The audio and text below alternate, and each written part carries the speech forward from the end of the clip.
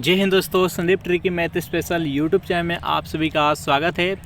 Bihar police constable नई भर्ती 2023 जिसमें टोटल पोस्ट है 21,391। इसके लिए प्रैक्टिस सेट नंबर 27 है। इससे पहले प्रैक्टिस सेट नंबर 1 से लेकर 26 तक नहीं देखोगे तो इसके लिए प्लेलिस्ट बना दी है, वहाँ से जाकर आप सारी वीडियो एक एक करके देख सकते हैं। इस प्रैक्टिस सेट में हम 50 प्लस महत्वपूर्ण प्रश्न देखने वाले हैं, तो इस वीडियो को अंत तक देखिएगा। वीडियो स्टार्ट करते हैं और चलते हैं हम प्रश्न की तरफ। प्रश्न संख्या 1 है, बंगाल का प्रथम गवर्नर जनरल कौन था? Robert Clive, Warren Hastings, Lord Mayo और लॉर्ड डलहौजी। बताइए यहाँ पर 1 नंबर प्रश्न का सही आंसर क्या है, जल्दी से कमेंट कीजिए। बंगाल का प्रथम गवर्नर जनरल कौन था, जल्दी से कमेंट कीजिए। जो भी कैंडिडेट यहाँ पर 1 नंबर प्रश्न का बी बता रहे हैं वॉरेन हेस्टिंग्स, बिल्कुल ही सही जवाब है। जब भी पूछे कि बंगाल का प्रथम गवर्नर जनरल तो वॉरेन हेस्टिंग्स हो जाएगा। अगर पूछता कि बंगाल का प्रथम गवर्नर कौन थे तो लॉर्ड क्लाइव हो जाता। इस प्रश्न का right answer option number B. Next यहाँ पर सेकेंड प्रश्न है आपके सामने कि लॉर्ड डलहौजी द्वारा अवध का अंग्रेजी राज्य में विलय निम्न में से किस रीति से हुआ था? अपहरण की नीति द्वारा, युद्ध द्वारा, सहायक संधि द्वारा या कुशासन के द्वारा। बताइए यहाँ पर सेकेंड प्रश्न का सही आंसर क्या है। तो सेकेंड प्रश्न का जो भी कैंडिडेट यहाँ पर ऑप्शन नंबर डी बता रहे हैं कुशासन के कारण, बिल्कुल ही सही जवाब है। नेक्स्ट यहाँ पर 3 प्रश्न है कि भारतीय पुरातत्व सर्वेक्षण की स्थापना किसके काल में हुई थी? वॉरेन हेस्टिंग्स से, लॉर्ड वेलेजली, लॉर्ड कर्जन और लॉर्ड विलियम बेंटिंग। बताइए यहाँ पर 3 प्रश्न का सही आंसर क्या है। भारतीय पुरातत्व सर्वेक्षण की स्थापना किस काल में हुई थी? तो 3 प्रश्न का जो भी कैंडिडेट यहाँ पर ऑप्शन नंबर सी बताएं लॉर्ड कर्जन, बिल्कुल ही सही जवाब है। नेक्स्ट यहाँ पर 4 प्रश्न है कि निम्न में से कौन सा भारत में उपनिवेशवाद के आर्थिक आलोचक थे? दादा भाई नौरोजी, महादेव गोविंद रानाडे, आरसी दत्त और उपयुक्त सभी। बताइए यहाँ पर 4 प्रश्न का सही आंसर क्या है। तो जो भी कैंडिडेट यहाँ पर दादा भाई नौरोजी, महादेव गोविंद रानाडे, आरसी दत्त बता रहे हैं यानी उपयुक्त सभी, बिल्कुल ही सही जवाब है ऑप्शन नंबर डी। नेक्स्ट यहाँ पर 5 प्रश्न है कि मनु ने किस नदियों के बीच के क्षेत्र को ब्रह्मावर्त कहा है? चंद्र भागा और वितस्ता और सदुत्री, सी है सरस्वती और दृष्टद्वती, और ऑप्शन नंबर इसका डी है गंगा और यमुना। बताइए यहाँ पर 5 प्रश्न का सही आंसर क्या है। तो जो भी कैंडिडेट यहाँ पर ऑप्शन नंबर सी के साथ जा रहे हैं सरस्वती और दृष्टद्वती, बिल्कुल ही सही जवाब है। नेक्स्ट यहाँ पर 6 प्रश्न है आपके सामने कि इनमें से कौन सा मौर्य अधिकारी आधुनिक के जिलाधीश के समान माना जाता है? समाहर्ता, स्थानिक, राजुक और गोपा। बताइए यहाँ पर 6 प्रश्न का सही आंसर क्या है।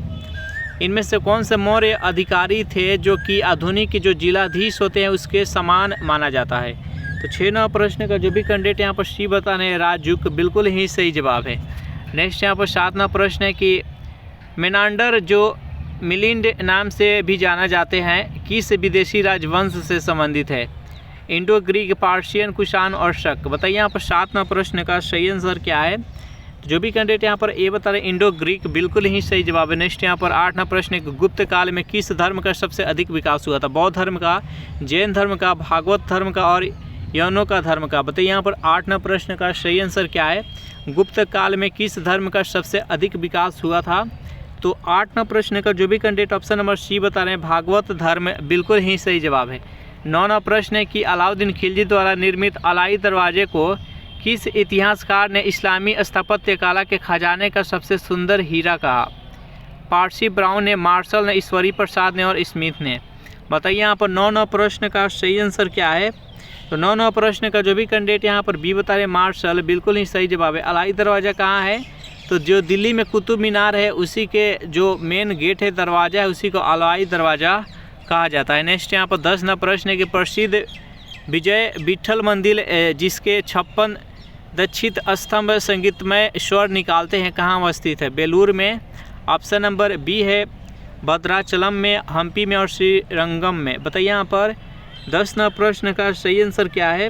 तो जो भी कैंडिडेट यहाँ पर सी बता रहे हैं हम्पी, बिल्कुल ही सही जवाब है। नेक्स्ट यहाँ पर 11 प्रश्न है कि भगवान शिव के प्रतिष्ठा में कितने ज्योतिर्लिंग स्थापित है? 6, 12, 24 और 18। बताइए यहाँ पर 11 प्रश्न का सही आंसर क्या है। भगवान शिव के प्रतिष्ठा में कितने ज्योतिर्लिंग स्थापित है? तो 12। जो भी कैंडिडेट यहाँ पर ऑप्शन नंबर बी बता रहे हैं बिल्कुल ही सही जवाब है। 12वां प्रश्न आपके सामने कि शिवाजी का उत्तराधिकारी कौन था? शिवाजी द्वितीय, राजा राम, संभाजी और शाहू। बताइए यहाँ पर 12वां प्रश्न का सही आंसर क्या है? तो जो भी कैंडिडेट यहाँ पर ऑप्शन नंबर सी के साथ जा रहे हैं यानी संभाजी, बिल्कुल ही सही जवाब है। सेशन आप लोग को अच्छा लग रहा है तो वीडियो को लाइक कर दीजिए, अपने दोस्तों के पास शेयर कर दीजिए, और जो भी कैंडिडेट अभी तक इस चैनल को सब्सक्राइब नहीं किए होंगे तो फटाफट चैनल को भी सब्सक्राइब कर लीजिएगा। 13वां प्रश्न है, भारत के किस द्वीप का उद्गम ज्वालामुखी है? बैरन का, कार निकोबार का, लिटिल निकोबार का, उत्तरी अंडमान का। बताइए यहाँ पर 13वां प्रश्न का सही आंसर क्या है? तो भारत के किस द्वीप का उद्गम ज्वालामुखी है? तो बैरन। जो भी कैंडिडेट यहाँ पर ऑप्शन नंबर ए बता रहे हैं बिल्कुल ही सही जवाब है। नेक्स्ट यहाँ पर 14वां प्रश्न है कि देश की निम्नलिखित मिट्टियों में से किसे स्वतः कृष्ण मिट्टी कहा जाता है? जलोढ़ मिट्टी को, लेटराइट मिट्टी को, कपास की काली मिट्टी को और मरुस्थलीय मिट्टी को। बताइए यहाँ पर 14वां प्रश्न का सही आंसर क्या है? देश की किस मिट्टियाँ को स्वतः कृष्ण मिट्टी कहा जाता है? तो कपास की काली मिट्टी। जो भी कैंडिडेट यहाँ पर ऑप्शन नंबर सी बता रहे हैं बिल्कुल ही सही जवाब है।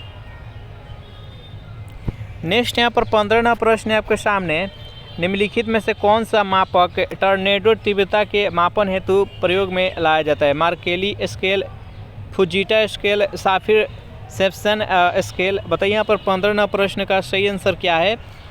तो 15वां प्रश्न का जो भी कैंडिडेट यहाँ पर ऑप्शन नंबर बी बता रहे हैं फुजीटा स्केल, बिल्कुल ही सही जवाब है।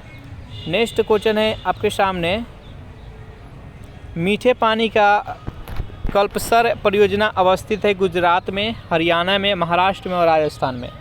बताइए यहाँ पर 16वां प्रश्न का सही आंसर क्या है? मीठे पानी का कल्पसर परियोजना अवस्थित है, जल्दी से बताइए किस राज्य में अवस्थित है? 16वां प्रश्न का जो भी कैंडिडेट यहाँ पर हरियाणा बता रहे हैं ऑप्शन नंबर ए, बिल्कुल ही सही जवाब है। नेक्स्ट यहाँ पर 17वां प्रश्न है कि फसल का प्रकार जिसमें हवा से नत्रजन संचित करने की क्षमता होती है? गेहूं, दालें, कॉफ़ी और रबर। बताइए यहाँ पर 17वां प्रश्न का सही आंसर क्या है? फसल का वह कौन सा प्रकार है जिसमें हवा से नत्रजन संचित करने की क्षमता होती है? तो 17वां प्रश्न का जो भी कैंडिडेट यहाँ पर ऑप्शन नंबर बी बता रहे हैं यानी दाल, बिल्कुल ही सही जवाब है। नेक्स्ट यहाँ पर 18वां प्रश्न कि भारत में कृषि है, जीविकोपार्जन का साधन है, एक व्यवसाय है, एक व्यापार और एक उद्योग है। बताइए यहाँ पर 18वां प्रश्न का सही आंसर क्या है? तो जो देखिए भारत का जो कृषि है एक जीविकोपार्जन का एक साधन है, तो इसका राइट आंसर है ऑप्शन नंबर ए। नेक्स्ट यहाँ पर 19वां प्रश्न कि भारत में यरलुंग जांगबो नदी को किस नाम से जाना जाता है?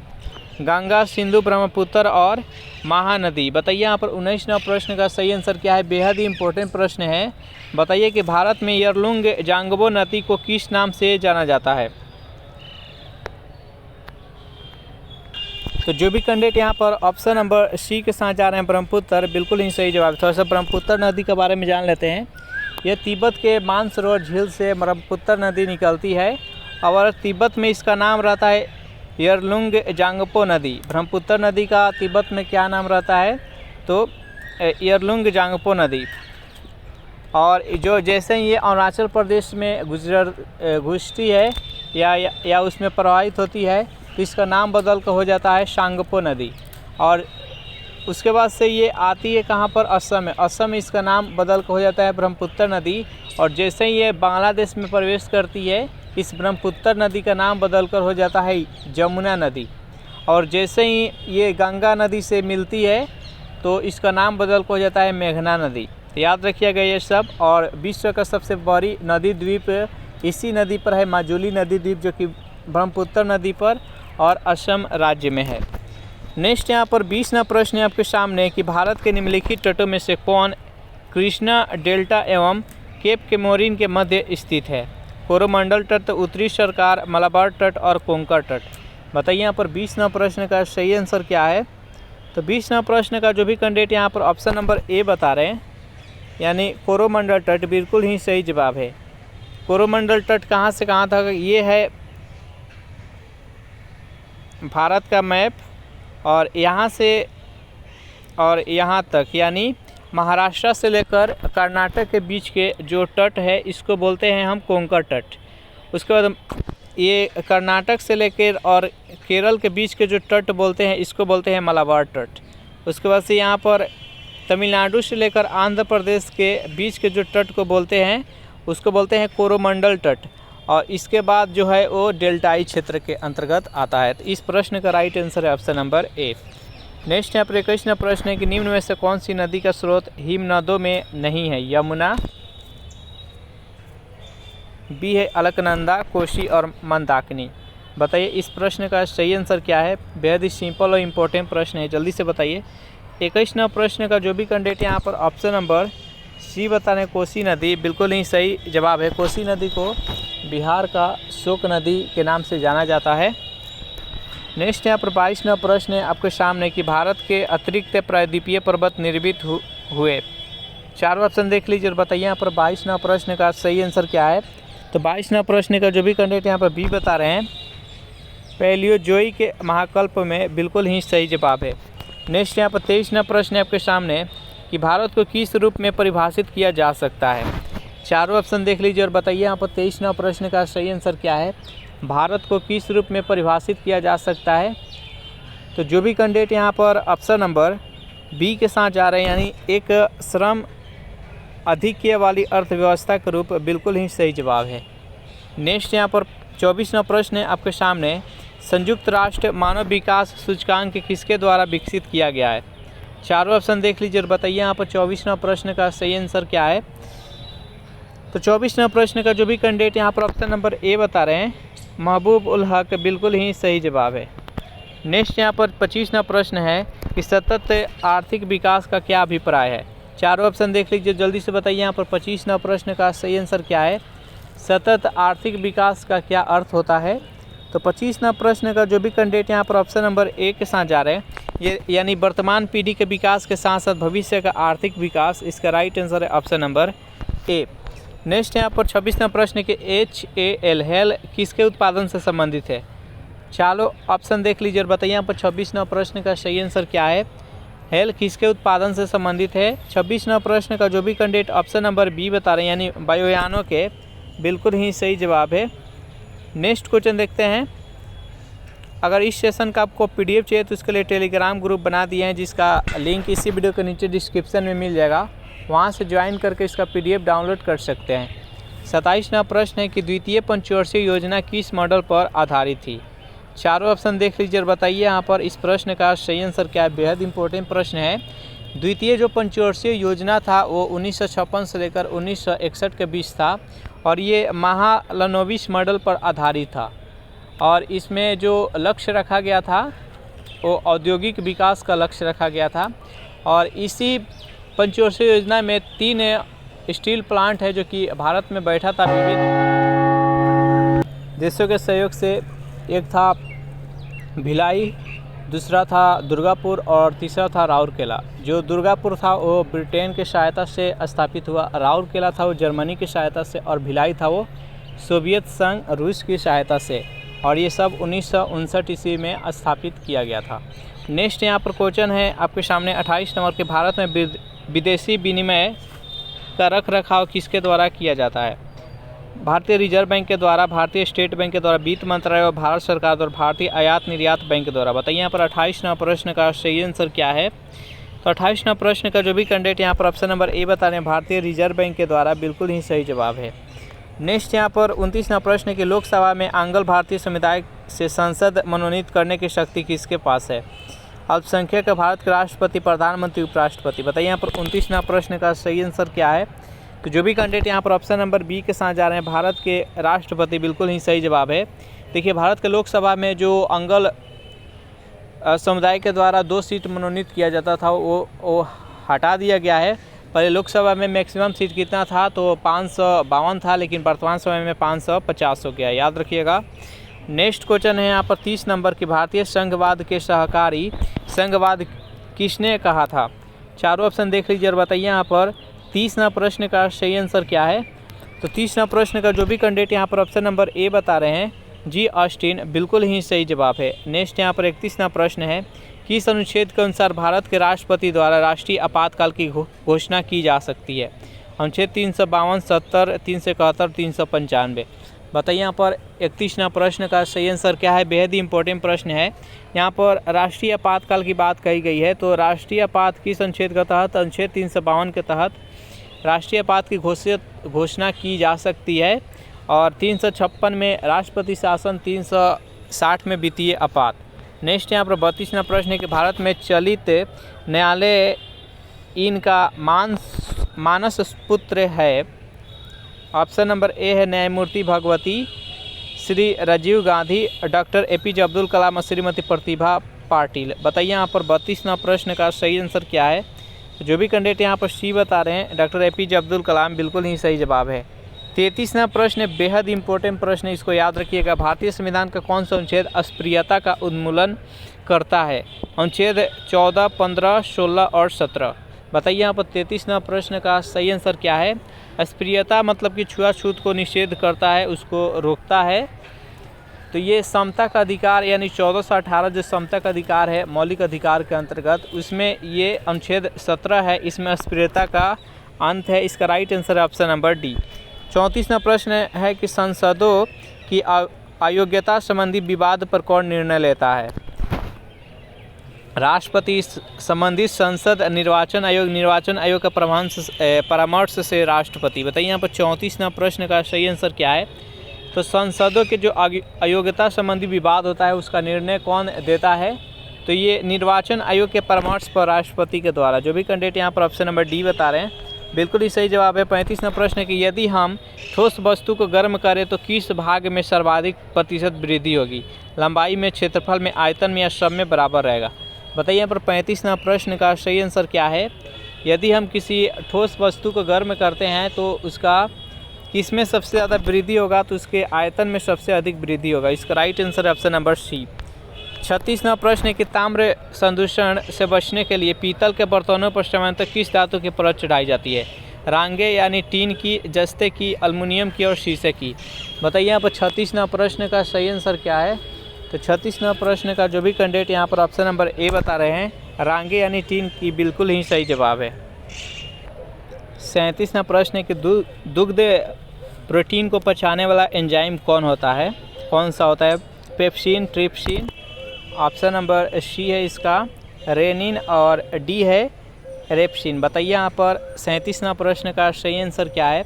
तो 37वां प्रश्न का जो भी कैंडिडेट यहाँ पर सी के साथ जा रहे हैं रेनिन बता रहे हैं, बिल्कुल ही सही जवाब है। 38वां प्रश्न है कि जल में वायु का बुलबुला जिस की भांति व्यवहार करेगा वह है उत्तल दर्पण, उत्तल लेंस, अवतल दर्पण और अवतल लेंस। बताइए यहाँ पर 38वां प्रश्न का सही आंसर क्या है। जल में वायु का बुलबुला जिस की भांति व्यवहार करेगा वह क्या है। तो जो भी कैंडिडेट यहाँ पर 38वां प्रश्न का ऑप्शन नंबर डी बता रहे अवतल लेंस, बिल्कुल ही सही जवाब है। नेक्स्ट यहाँ पर 39वां प्रश्न है कि प्रकाश विकिरणों की प्रकृति होती है तरंग के समान, कण के समान, तरंग और कण दोनों के समान, तरंग और कण किसी के समान नहीं। बताइए यहाँ पर 39वां प्रश्न का सही आंसर क्या है। तो 39वां प्रश्न का जो भी कैंडिडेट यहाँ पर ऑप्शन नंबर सी बता रहे हैं यानी तरंग और कण दोनों के समान, बिल्कुल ही सही जवाब है। नेक्स्ट यहाँ पर 40वां प्रश्न आपके सामने बेहद इंपॉर्टेंट प्रश्न है कि निम्नलिखित गैस मिश्रण में से कौन सा गैस वेल्डिंग के लिए प्रयुक्त किया जाता है। एसिटिलीन तथा हाइड्रोजन का, ऑक्सीजन तथा एसिटिलीन का, हाइड्रोजन तथा ऑक्सीजन का, हाइड्रोजन तथा हीलियम का। बताइए यहाँ पर 40वां प्रश्न का सही आंसर क्या है। गैस वेल्डिंग में किसका प्रयोग किया जाता है। तो 40वां प्रश्न का जो भी कैंडिडेट यहाँ पर बी बता रहे हैं ऑक्सीजन तथा एसिटिलीन का, बिल्कुल ही सही जवाब है। नेक्स्ट यहाँ पर 41वां प्रश्न है कि एक सुरंग में 100 वाट क्षमता वाले 5 बल्ब लगातार 20 घंटे तक जलाएं तो संपूर्ण विद्युत खर्च कितनी होगी। 1 यूनिट, 2 यूनिट, 10 यूनिट और 20 यूनिट। बताइए यहाँ पर 41वां प्रश्न का सही आंसर क्या है। तो 41वां प्रश्न का जो भी कैंडिडेट यहाँ पर ऑप्शन नंबर सी के साथ जा रहे हैं यानी 10 यूनिट, बिल्कुल ही सही जवाब है।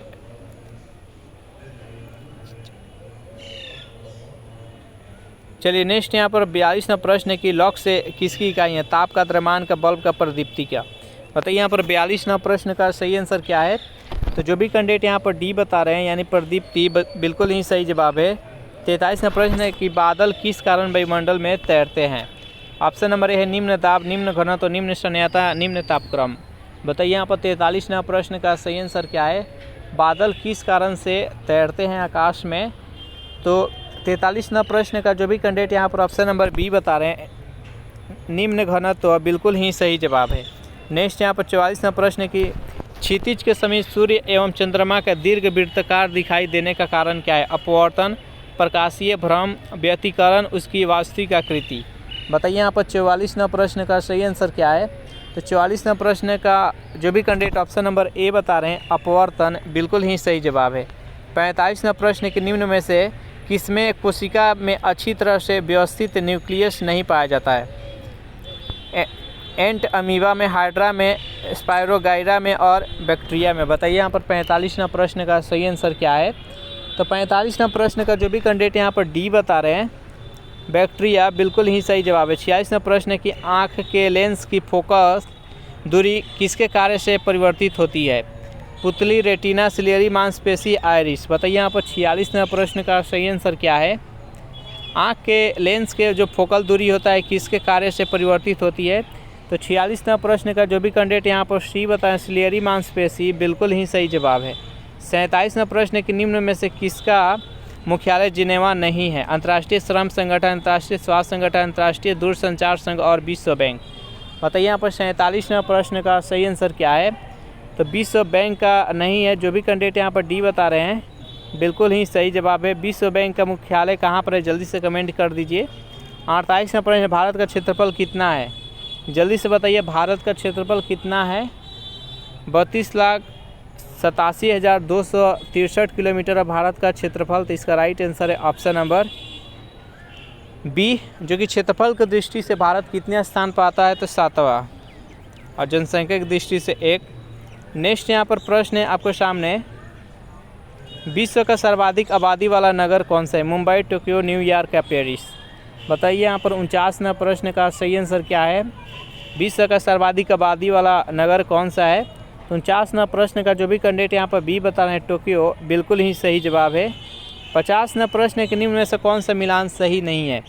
एक तरफ नदी है तो दूसरी तरफ किस नदी के किनारे कौन सा शहर बसा है, उस शहर का नाम है। कटक, महानदी, लखनऊ, गोमती, सूरत, ताप्ती और गाजियाबाद, यमुना। बताइए यहाँ पर 50वां प्रश्न का सही आंसर क्या है। तो जो भी कैंडिडेट यहाँ पर डी बता रहे हैं, गाजियाबाद, यमुना, बिल्कुल ही सही जवाब है। बाकी यहाँ पर ये मिलान गलत है, बाकी यहाँ पर ये सही है। इस प्रकार से ये सेशन यहीं पर समाप्त हो रहा है। सेशन आप लोगों को कैसा लगा ज़रूर कमेंट करके बताइएगा। सेशन आप लोगों को अच्छा लगा हो तो वीडियो को लाइक कर दीजिए, अपने दोस्तों के पास शेयर कर दीजिए। और जो भी कैंडिडेट अभी तक इस चैनल को सब्सक्राइब नहीं किए होंगे तो फटाफट इस चैनल को भी सब्सक्राइब कर लीजिए। Thanks for watching this video. मिलते हैं नेक्स्ट वीडियो में।